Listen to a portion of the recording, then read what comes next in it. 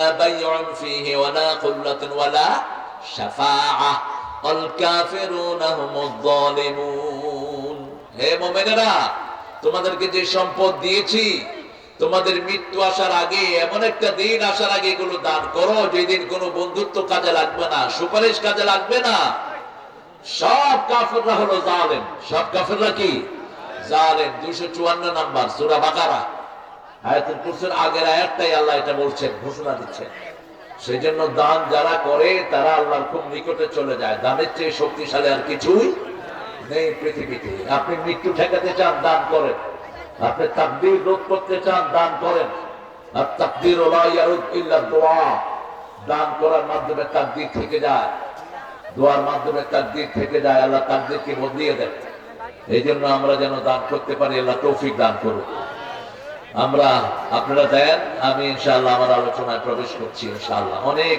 প্রিয় গুণীজন এখানে এসেছেন ওলামা হযরত আমি যাদের ছাত্র হতে পারলে ধন্য হতাম এসেছেন অনেক স্কুলের প্রিয় স্যাররা primary high school college university sir এসেছেন বিভিন্ন পেশায় জড়িত আবাল বিদ্যা বনিতা পর্দার আড়ের মা বোনেরা যতজন এসেছেন আল্লাহ সবার জীবনের গুনাহগুলো মাফ করে দিক সবাইকে কোরআন অনুযায়ী চলার তৌফিক দান করুন বলেন আমিন আরো চিৎকার করে বলেন আমিন এই মাহফিলটার বয়স কত বছর এটা 15তম চলছে 15তম মাহফিল আল্লাহ কবুল করুন 15তম সূরা কোনটা কোরআন শরীফের বলেন তো কোনটা কোন সাকিব ও সাকিব ছেলে 5000 এগুলো আপনারা রেকর্ড রাখেন পরবর্তী পর্যায়ে ইনশাআল্লাহ আপনারা এগুলো ঠিক করে নিয়ে হ্যাঁ এগুলো আর মাইকে এনেসমেন্ট দেওয়ার দরকার নাই আমরা ইনশাআল্লাহ এখন আমাদের আলোচনায় প্রবেশ করবো আল্লাহ তৌফিক দান করে বলি আমিন জোরে বলেন আমিন একটা সূরা রাসূল সাল্লাল্লাহু আলাইহি ওয়াসাল্লামের একটা উপহারের কথা একটা সূরাতে আসছে সারা কোরআনের একটা সূরা রাসূলকে আল্লাহ উপহার দিয়েছেন বলেন তো কোন সূরা রাসূল সবচেয়ে বেশি পড়তেন কোন সূরা ছাড়া নামাজ হয় না কোন সূরা পড়লে আল্লাহ তার সাথে কথা বলা শুরু করে দেয়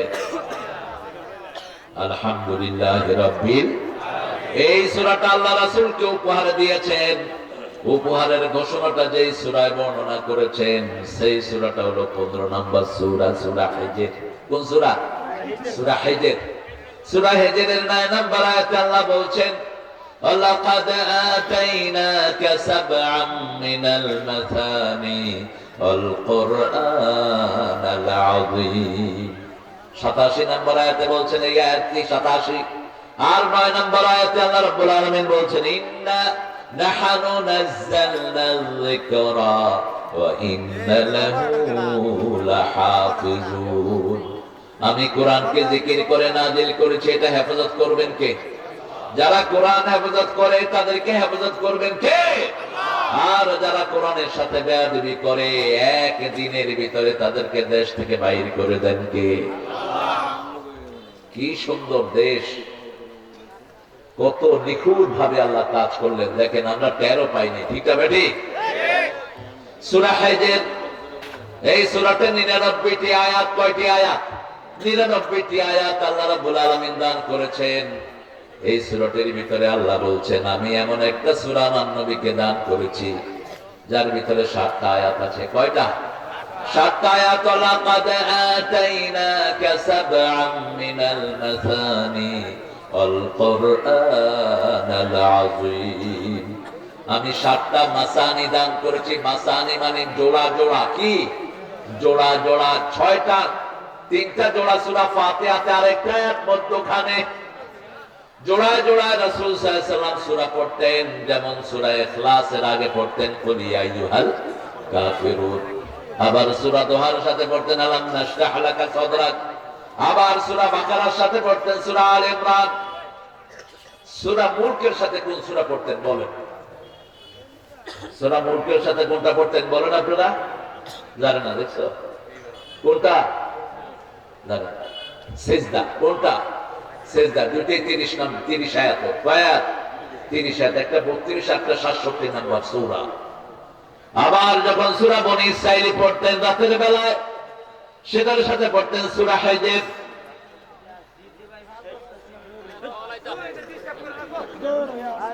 আচ্ছা ঠিক আছে, ও আসছে, এটা তো এদের দোষ। ঠিক আছে, তুমি আল্লাহ কবুল করুক। তোমার জিদ্দি ভাই দিয়েছেন 5 বস্তা সিমেন্ট, আপনারা দিতে থাকবেন ইনশাআল্লাহ। বাচ্চু ভাই দেখেন এখানে বসে আছেন, ফোনে ফোনে মসজিদের জন্য কাজ করছে। আল্লাহ তার হায়াতকে দারাজ করে দিন। এই যে ফোন করে তারপরে ডোনেশন নিয়ে আসছে, এই হলো আসল নেতার চরিত্র। ঠিক না ঠিক? আর কিছু নেতা তো আছে মাশাআল্লাহ, ফোন করে থাক এনে দিস না, আমার পকেটে দিস। আপনাদের এলাকায় তো এরকম নেতা নাই বোধ আসেনি? মাহফিল থেকে পর্যন্ত ঘুষ খাইতো। কই আছেন আপনারা? মাহফিল থেকে কি খাইতো? ঘুষ খাইতো। ঘুষ ঘুষ দিয়ে মাহফিলের অনুমতি আনতো। আল্লাহ সেই অভিশাপ থেকে আমাদেরকে মুক্ত করেছেন। ঠিক না ঠিক? আমরা সূরা ফাতিহাটাকে আমাদের জীবনের সঙ্গী করব। সূরা ফাতিহার ভিতরে 7টা আয়াত। কয়টা? 3টা জোড়া। আলহামদুলিল্লাহি রাব্বিল আর রহমানির রহিম মালিকি ইয়াউমিদ্দিন ইয়্যাকা না'বুদু ওয়া ইয়্যাকা নাস্তাঈন। এটা মধ্যখানে। এরপরে ইহদিনাস সিরাতাল মুস্তাকিম সিরাতাল্লাযীনা আন'আমতা আলাইহিম গায়রিল মাগদুবি আলাইহিম ওয়ালাদ দলিন। 7টা আয়াত। কয়টা? 7টা। রাসূল সাল্লাল্লাহু আলাইহি ওয়াসাল্লাম এই 7টা আয়াত কখনো এক নিঃশ্বাসে পড়েন নাই, থেমে থেমে পড়তেন। মা আয়েশা বলতেন কখনো একটা আয়াত পড়ে এত থেমে থাকতেন আমাদের মনে হতো পরের আয়াত রাসূল ভুলেই গিয়েছেন, এত থেমে থাকতেন। আলহামদুলিল্লাহি রাব্বিল আলামিন আর রহমানির রহিম মালিকি ইয়াউমিদ্দিন। কারণ প্রত্যেকটি আয়াতের পরে কথা বলেন কে? মুসলিম শরীফের বর্ণনা রাসূল বলছেন কুসিমাতিস সালাতু বাইনি ওয়া বাইনা আবদি নিসফাইন। আমার মধ্যে বান্দার মধ্যে আমি সালাতটাকে 2 ভাগে ভাগ করে নিয়েছি। এক ভাগ বান্দা পড়বে, আরেক ভাগ আমি আল্লাহ নিজে উত্তর দিয়ে দেব। জান্নাতের চাবি কি? হ্যাঁ, মানুষ খুব চিন্তা আছে কি করবে। জোরে বলে। প্রথম হিসাব কিসের হবে? নামাজের হবে, সালাতের। জান্নাতের আসল চাবি হলো তাওহীদ, তারপরে চাবি হলো সালাত। তো তাওহীদ না থাকলে তো সালাতও কবুল হয় না। এজন্য সালাতকে করা হয়। তাওহীদ কি? লা ইলাহা ইল্লাল্লাহ, লা ইলাহা ইল্লাল্লাহু মুহাম্মাদুর রাসূলুল্লাহ সাল্লাল্লাহু। এটার 2টি পাঠ। একটি আল্লাহর জন্য। কার জন্য? আইন চলবে আল্লাহ, আর আদর্শ হলো রাহমাতাল লিল আলামিনের, যিনি জীবনে একটা মিথ্যা কথাও বলেন নাই। আল্লাহ যখন কেউ বলে আলহামদুলিল্লাহি রাব্বিল আলামিন, আল্লাহ বলেন হামিদানি আবেদি। ও ফেরেশতারা, তোমরা না বলেছিলে এরা ফিতনা করবে, ফাসাদ করবে, মারামারি করবে, কাটাকাটি করবে, আমাদেরকে নিয়ে অহংকার করেন কে?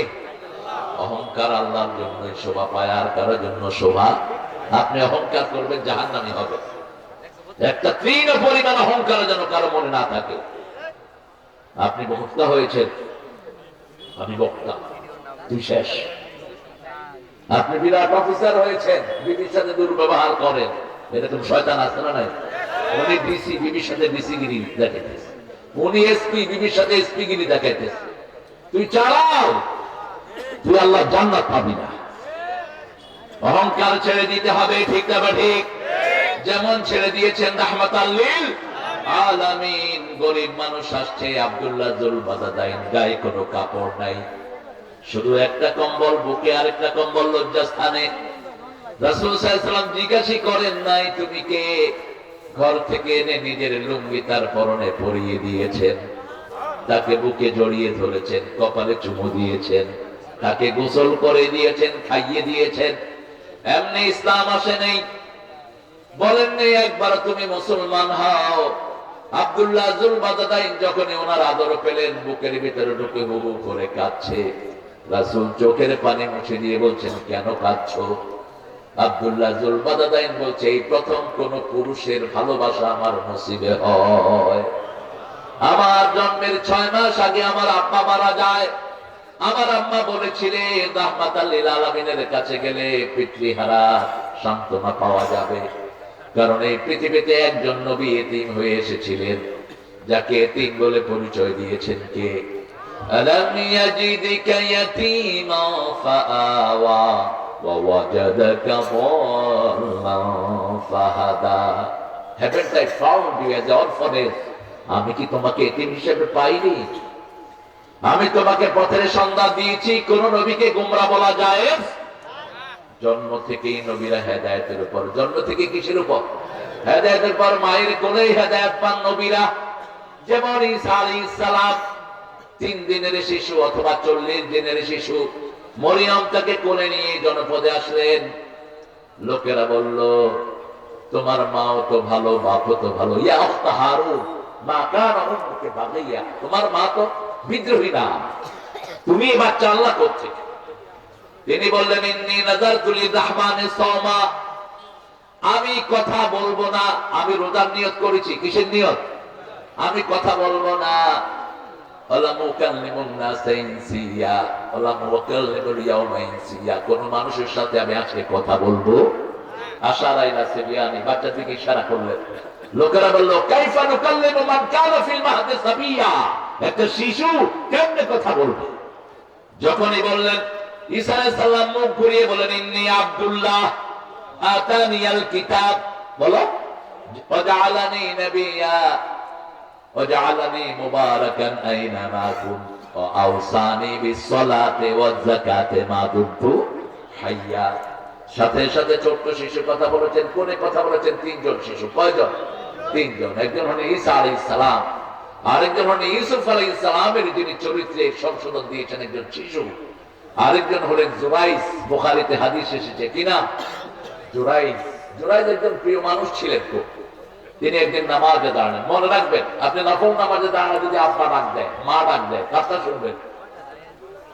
নামাজ বন্ধ করে দিয়ে মায়ের ডাক শুনবেন অথবা বাপের ডাক শুনবেন? পিতার পরেই ফরজ হলো পিতা এবং আল্লাহর পরে ফরজ হলো পিতা এবং মাতা।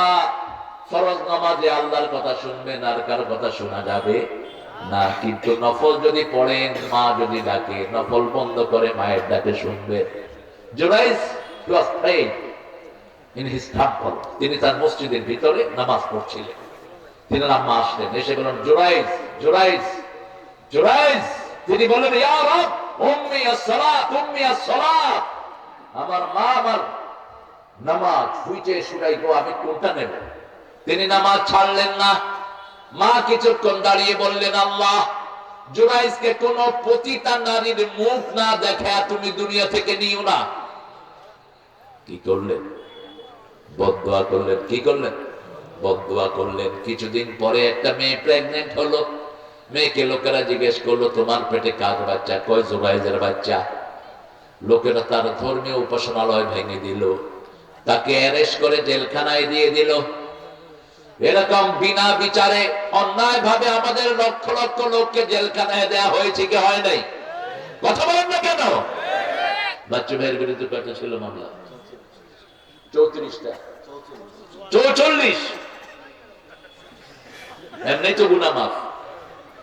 সব নবীরা মিথ্যা মামলা খেয়েছে। রাসূল বলছেন, যারা মিথ্যা মামলা খায়, যারা দেয়, ওদের সব সওয়াব আল্লাহ এদের আমলনামায় দেন, এদের গুনাহগুলো ওদের উপরে পড়ে যায়। আহা, পাপ্পু ছিল 12 বছর 3 মাস। সাইদি সাহেবের পাশের ছেলে ছিল পাপ্পু। আমরা রক্ত দিয়েছি, হালুয়া খাইবা তোমরা, হাড্ডি ভেঙে ফেলবো। ঠিক না? রক্ত ঝরে যার, জমিন হয়ে যায় তার। এটা কার নিয়ম? কার নিয়ম? এমনি ভাঙে নাই শয়তানেরা। সারা দেশে লুটপাট আর জেল জুলুম দিয়ে মানুষের জীবন অতিষ্ঠ করে ফেলেছে। ঠিক না? কথা বলা যেত না, কিছু করা যেত না, ধরা যাবে না, ছোঁয়া যাবে না, বলা যাবে না কথা। রক্ত দিয়ে পেলাম সালার এমন স্বাধীনতা। আল্লাহ যেন এই জালেম থেকে আমাদেরকে উদ্ধার করে। জুরাইসকে ধরে নিয়ে যাওয়া হলো। জুরাইস 3 মাস জেলখানায় থাকলেন। শিশুটা যখন একটু বড় হলো, কোর্টে উঠালো জুরাইসকে। জুরাইস রাহমাতুল্লাহ আলাইহি তিনি বললেন, আইনা সাবি, বাচ্চাটা কোথায়? বলছে ওই যে মায়ের কোলে। তিনি বললেন, এই ইয়া সাবি কাল্লাম বিইজনিল্লাহ, আল্লাহর হুকুমে বল তোর বাপের নাম কি? ছেলে মায়ের কোলে থেকে বলছে, আবু ইয়া রাই, আমার বাপ হলো ওই রাখাল। ওই কি রাখাল। জুরাইজকে ছেড়ে দেয়া হলো, অরফনেজের মামলা দেয়া হলো খালেদা জিয়ার বিরুদ্ধে। অথচ ওই এতিমখানার টাকা ওখানেই আছে, 2 কোটি টাকা বেড়ে 9 কোটি হয়েছে, মামলা দিছে। মানে শয়তানের যে কত রকমের লাইন। টাকা ওখানেই আছে, 1 পয়সাও তার পরিবারে খরচ হয়নি, কিন্তু মিথ্যা মামলা আছে না নাই? কি কষ্টটা দিয়েছে। আজকে যে অসুস্থতা, এটা ওই জেলখানা থেকে এসেছে। পয়জনাস করেছে, পয়জন দেওয়া হয়েছে, পায়খানার ভিতরে তাকে রেখে দেওয়া হয়েছে দীর্ঘ সময়। দিনকে দিন তিনি খেতে পারেন নাই। আল্লাহ যেন তার জীবনের গুনাহগুলো মাফ করে দেয়। আপনি এগুলো খবর রাখবেন। মজলুমের জন্য দোয়া করলে খুশি হন কে? একটা ছেলেকে তো পিটিয়ে মেরেই ফেলেছে। কোকের মতো ভদ্র ছেলে আমি দেখি না। অনেক ঈদ আমরা একসাথে উদযাপন করেছি। কোকো আমার মসজিদে চলে যেত, সে হাজারিবাগ হারুন, কমিশনার হারুনের খুব ক্লোজ ফ্রেন্ড ছিল কোকো। সেই দিন নামাজ ক্যান্টনমেন্টে পড়তো, পড়ে ওর বাসায় চলে যেত। আর হারুন ছিল আমার মসজিদের মুতাওয়াল্লিদের একজন। হারুন আমাকে নিয়ে চলে আসতো বাসায়। আল্লাহ যেন এদেরকে মাফ করে দেয়। আপনারা কষ্ট পাইছেন বোধহয়। তো আরেকজনের জন্য দোয়া করলো তো নিজের জন্য দোয়া কবুল হয়। বলেন আমিন। আরো জোরে বলেন আমিন। আমরা সত্যের পক্ষে থাকবো, রাজি আছি তো? সূরা ফাতিহাকে বন্ধু বানাবো। বিসমিল্লাহকে বন্ধু বানিয়েছিলেন জিয়াউর রহমান। আমরা সূরা ফাতিহাকে বন্ধু বানাবো, রাজি আছি তো? একটা আয়াতকে বন্ধু বানান। কয়টা? একটা আয়াত। ওই আয়াত আপনাকে ছেড়ে জান্নাতে যাবে না। 19টা অক্ষর বিসমিল্লাহর ভিতরে জাহান্নামের ফেরেশতা হলো 19 জন। কয়জন? এই 19টা অক্ষরের উপর আমল করলে 19টা ফেরেশতার হাতে শিকল পরিয়ে দিবেন কে? আর সূরা ফাতিহাতে 7টা আয়াত, জাহান্নাম কয়টা? 7টা। 7টা আয়াতে আমল করলে 7টা জাহান্নাম বন্ধ করে দিবেন কে? প্রথম হলো আলহামদুলিল্লাহি রাব্বিল আলামিন। প্রশংসা কার? প্রশংসা কার? আল্লাহ। আমরা সুন্দর প্রশংসা কার? আমাদের এলাকায় মাছ বেশি হয়, প্রশংসা কার? আলিফ লাম ইস্তিগরাকি বলা হয় এটাকে। পৃথিবীর যত প্রশংসা সবগুলোর আসল মালিক কে? আল্লাহ রাব্বুল আলামিন। কারণ এই যে মাইকে কথা বলে লোহা, এটা আবিষ্কার করেছেন কে? আল্লাহ সূরা হাদীদ দিয়েছেন, ওয়ানজালনাল হাদীদ ফীহি বাসুন শাদীদ ওয়া মানাফিউ লিন-নাস। আমি তোমাদের জন্য লোহা নাজিল করেছি। লোহা কিন্তু জমিনে হয় না, কোথা থেকে আসে? আসমান থেকে নাজিল হয় লোহা। খনিজ পদার্থগুলো আসমান থেকে নাজিল হয়, বৃষ্টির সাথে আল্লাহ নাজিল করে দেন। লোহার সূরাটি কোরআনের একদম মধ্যখানে। কোরআনে কয়টা সূরা মোট বলেন তো? যেগুলো হাঁটে এগুলো পিটান। এই এই যেগুলো হাঁটবে পিটাবেন ধরে। খুতবায় লাঠি রাখা ফরজ। রাসূল এখন থাকলে রাখতেন। হ্যাঁ ঠিক আছে। রাসূল এখন থাকলে AK-47 নিয়ে বসতেন। আধুনিক অস্ত্র তিনি ইউজ করতেন। ইসলাম এত শেখেলে না। তায়েফের যুদ্ধে তিনি মেনজানিক ব্যবহার করেছেন। আর সবচেয়ে বেশি গনিমত পেয়েছেন ওই যুদ্ধে। তায়েফ যখন বিজয় করলেন ফতে মক্কার পরে। আমরা উঠবো, আপনারা যদি ভালো না লাগে আপনি বলেন, আমি মনোজাত করে দেবো। থাকবেন তো? কষ্ট হচ্ছে না তো? আলহামদুলিল্লাহ। আলহামদু বলেন। আলহামদু।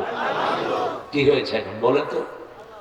এই যে আলহামদু বললেন, পাল্লা ভর্তি হয়ে সওয়াব আল্লাহ দান করে দিলেন। এবার বলেন আলহামদুলিল্লাহ, সুবহানাল্লাহ। এখন রাসূল বলছেন আকাশ জমিনের মধ্যখানের জায়গাটা সওয়াবে ভরে গেছে। আলহামদুলিল্লাহ কারা বলে? আমরা বলবো আল্লাহ। কারা আলহামদুলিল্লাহ বলে? আল্লাহ বলবেন আলহামদুলিল্লাহর উপরে আমার আরশ বসে আছে। সূরা হিজরের শেষ আয়াত, ওয়া তারাল মালাইকাতা হাফিনা মিন হাওলিল আরশ ইউসাব্বিহুনা বিহামদি রাব্বিহিম ওয়া কুদিয়া বাইনাহুম বিল হক ওয়া কিলাল হামদুলিল্লাহি রাব্বিল আলামিন। হামালাত আরশি সামানিয়া, আল্লাহর আরশ বহন করছেন 8 জন ফেরেশতা। কয়জন? এই 8 জনের মুখে হলো আলহামদুলিল্লাহ রাব্বিল আলামিন। আমরা বললাম আর কখন আলহামদুলিল্লাহ পড়লে আপনি খুশি হন? আল্লাহ রাব্বুল আলামিন বলছেন সব নবীদের পরে সালাম দিবা। সালাম দেওয়ার সিস্টেমটা আমাদের দেশে কিছু বেদাতেরা উল্টাপাল্টা করে ফেলেছে। অমুকের কদমে লাখো সালাম, এটা কুফরি। সালাম আল্লাহ না, এটা কারো কদমে যাওয়ার জিনিস না। কারো কদমে সালাম যাবে না। সালাম কার নাম? কথা কর না কেন? নামাজ